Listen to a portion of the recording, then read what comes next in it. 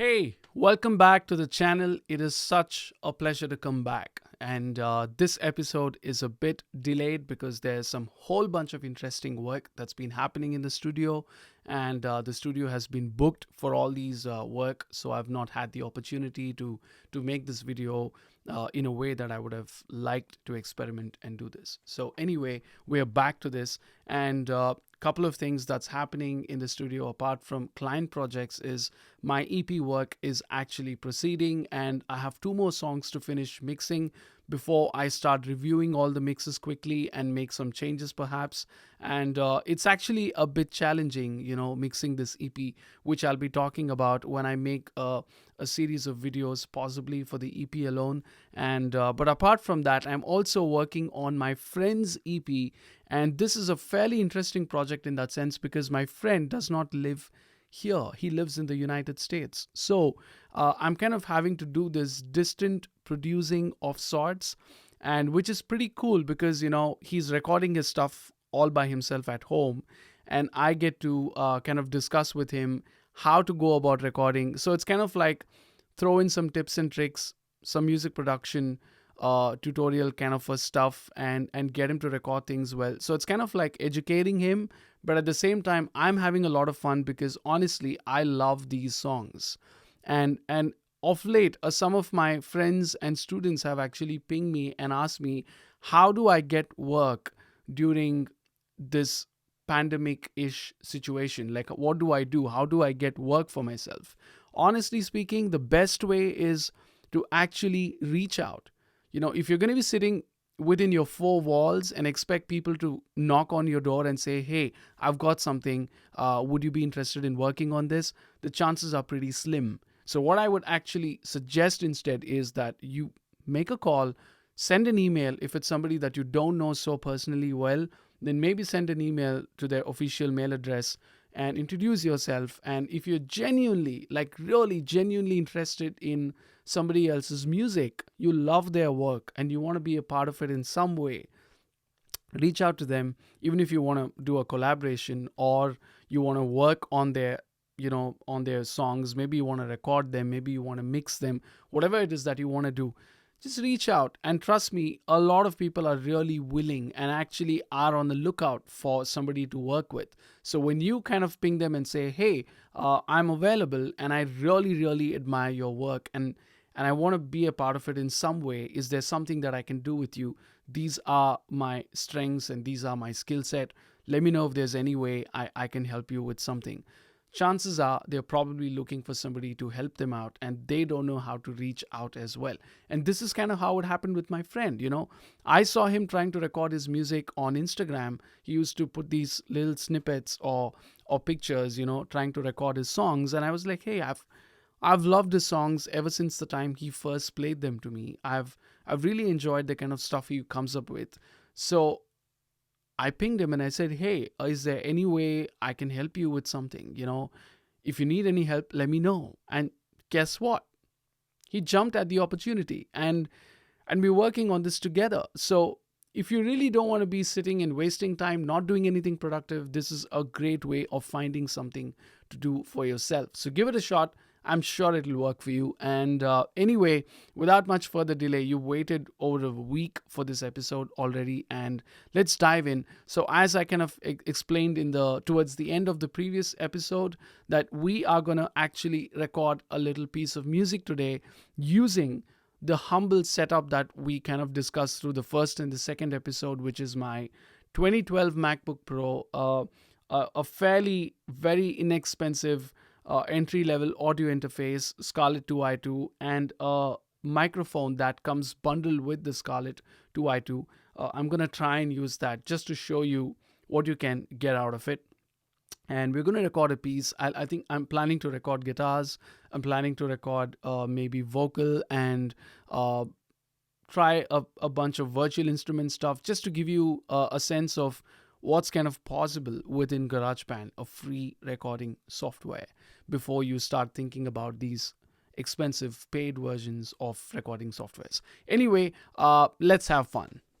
So I'm thinking, what do we exactly record? Because I don't want to be kind of like, shooting in blind air, doing some random instrumental piece and and talking about it. But yeah, I thought we'll pick a song.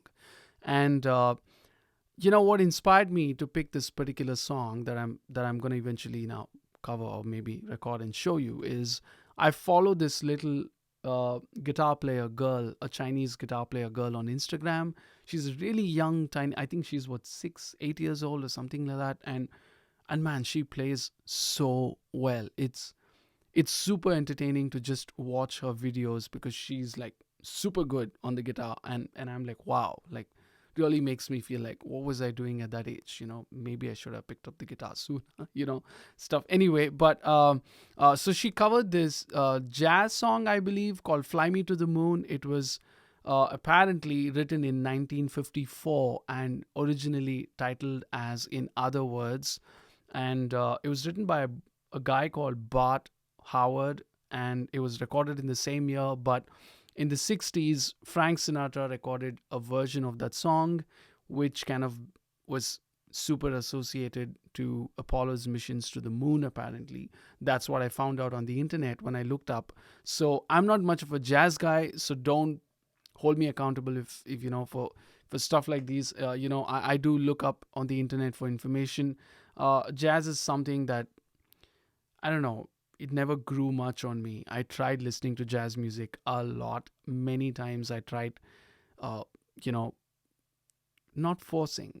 What do I say? Just putting myself in a place where I say, okay, let me try and give it another shot. Let me listen to some really good jazz music. And I don't know. I like the stuff. I like the chords. I like all the cool things that they use, but somehow the whole traditional jazz fails to impress me. I'm sorry. But anyway, but I really love this song. It's got a cool melody. It's got a great bunch of chords. And I think it's a beautiful song. So let's try and record it. And in case I sabotage the song, really, like, forgive me. The point of this is not about Fly Me to the Moon as much as it is about GarageBand and recording. So let's take it away. So the first thing that we're going to do is try and find out the tempo of this track that I want to record. So because if I'm going to be using virtual instruments and stuff like that, it's important that I record this to a click. It's going to lock to grid. It's going to be easy for me to show you some maybe some editing moves if necessary and stuff like that. So anyway, let's try and find out the tempo of this track. And for that, I'm just going to play the chords. And I'm going to tap my foot, and using the tap tempo feature on my metronome app on the phone, we are then going to try and figure out what's the tempo of this track. So let's see how it goes. So let's go anyway.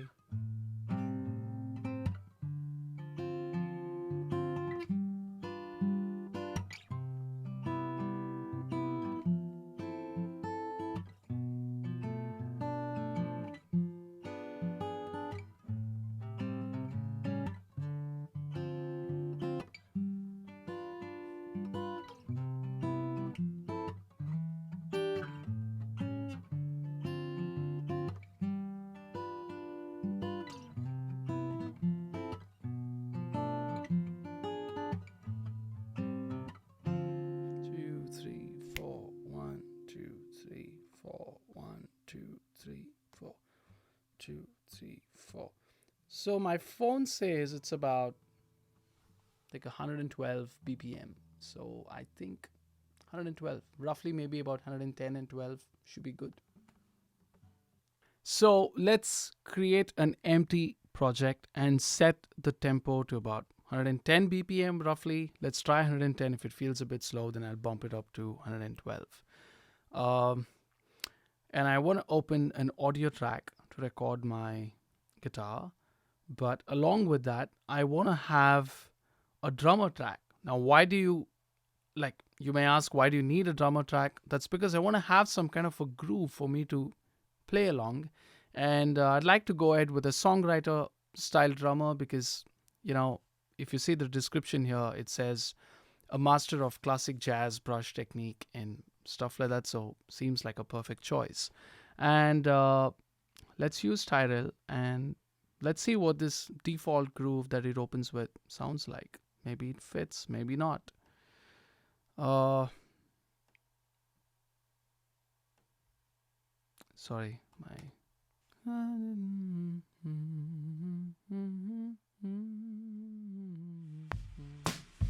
Yeah, this seems to work.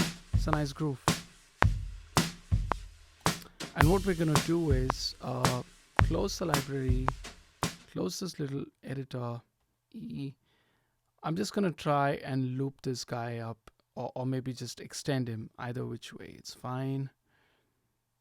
I don't know, maybe I don't know, just about 70 bars, perhaps. I don't know, something like that. Let's remove the cycle and okay, let's track the acoustic guitar now.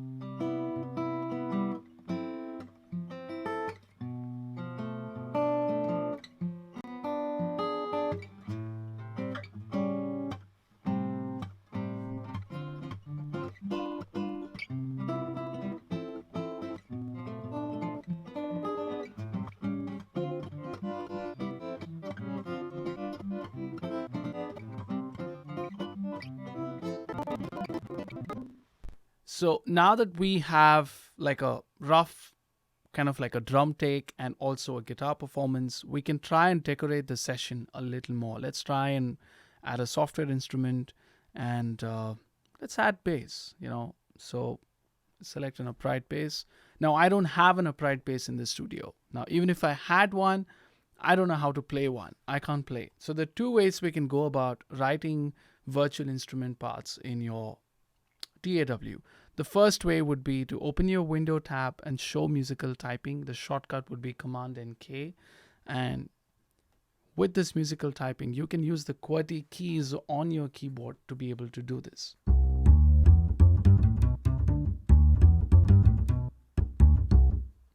You can do that. The second way would be to create an empty MIDI region and double click on it, and using the piano roll on the left here, you can take a pencil tool and actually write notes. So how do you go about doing it? So let's suppose the song starts 1, 2, 3, 4. So I want to write note A.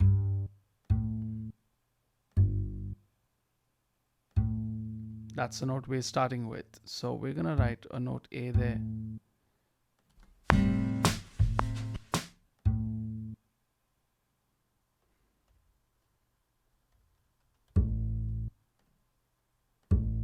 Okay, let's use a lower octave.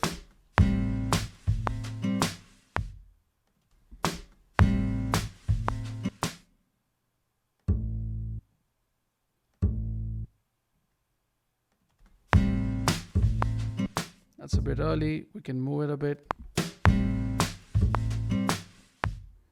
Kind of nice.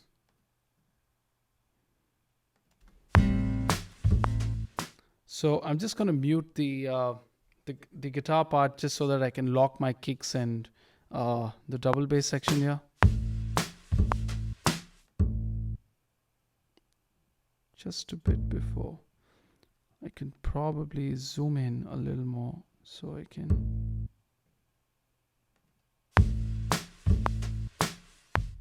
Okay, got that. And now, let's say I want to use the same pattern, across all the chords. So I can start. So I know the chords by now. I'm playing an A. The root note is A for the first chord. The second one happens to be a D.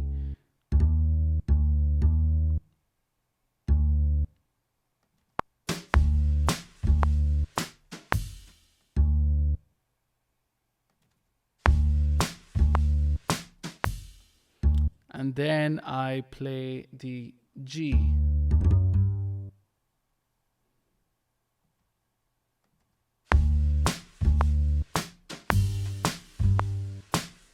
And then a C.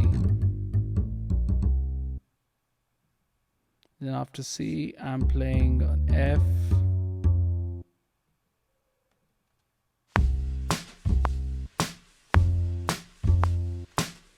and then I'm playing a B. I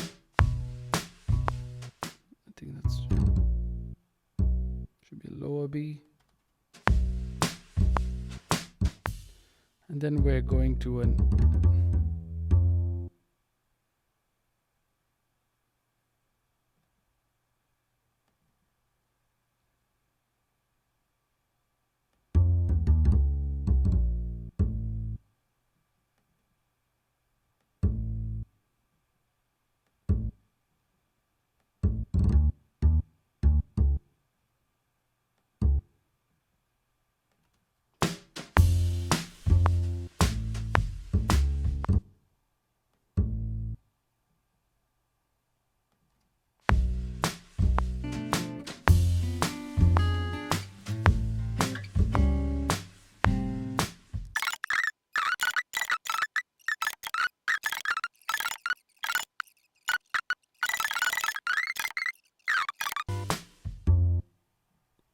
bring that in early. You're getting my idea, right? You can keep adding these kind of a filler notes, like raise up and then step down and raise up and step down. You can do a lot of stuff like these if you want to. And for the sake of keeping this video a little short, I'm trying to not get so much into the details of this. So, and then we can now, I think, track vocal. So let's open an audio track and name this vocals. That's kind of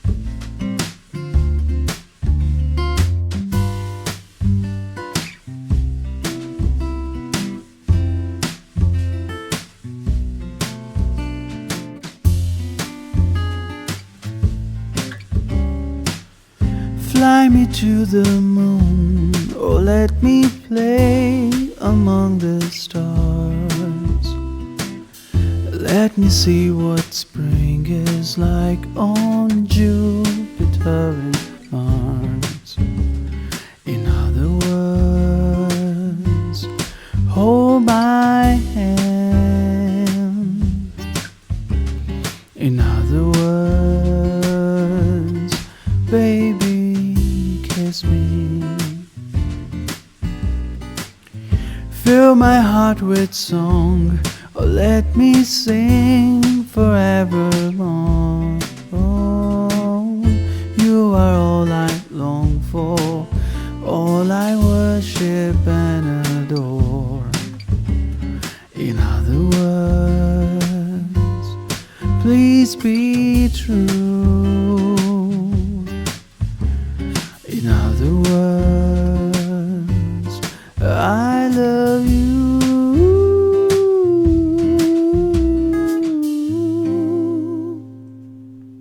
So I hope that little illustration was kind of helpful enough for you to understand what is possible within GarageBand.